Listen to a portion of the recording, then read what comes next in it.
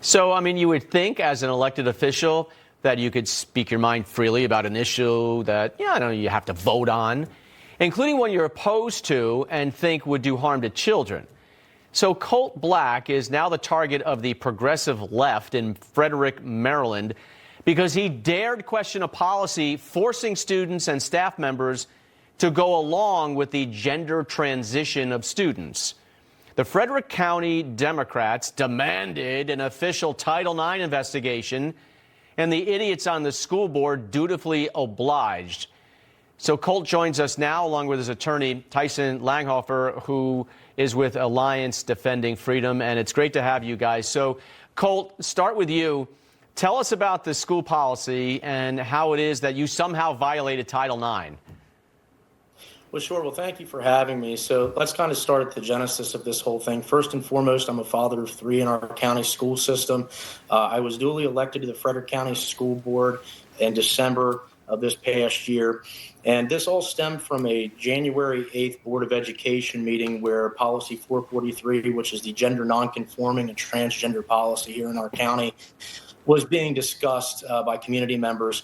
And as a board member, I spoke out against the policy because it compels speech of students and staff against their First Amendment rights, as well as socially transitioned students, and creates privacy issues for young girls in their protected spaces.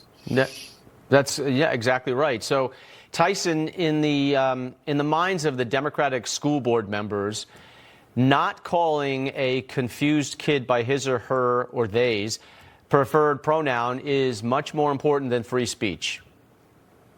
Well, it is very concerning that an elected school board member who was elected by his constituents to advocate for the positions that they believe are best for their students is actually punished for that. And I think, here, it's all the more concerning that they're using Title IX. Title IX, which was designed to protect women and girls and their opportunities in education, and then they're using that to punish a school board member who's actually advocating to keep Title IX to its main purposes, which was to provide opportunities for education, rather than to socially transition kids and then to compel other people to participate in those things that they disagree with. Colt, I'm interested, what kind of reaction you're getting from the community, and if you're getting any threats from, the loonies on the left? Sure. Well, we have received some threats that we've turned over to the sheriff's office, but generally I've also received an outpouring of support from essentially a silent majority of individuals who's agreeing with our position that we should not be socially transitioning children nor compelling student speech in schools against the First Amendment. Tyson, you sent a letter to the school district. What's their reply been, in your demand to stop this investigation? And how have the courts ruled on similar cases?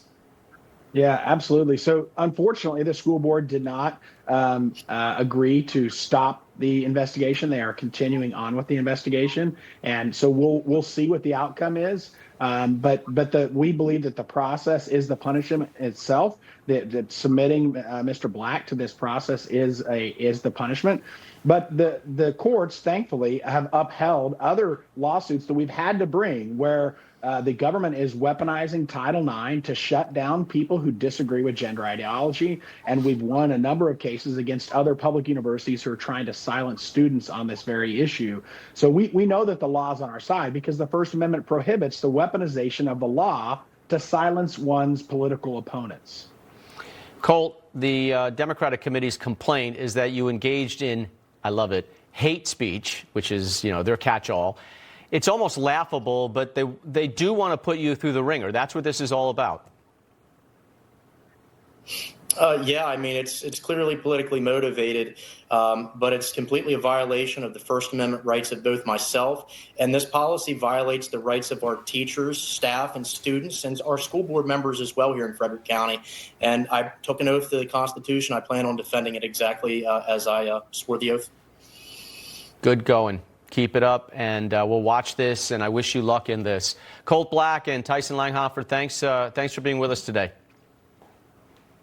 Thanks for having us, Rob.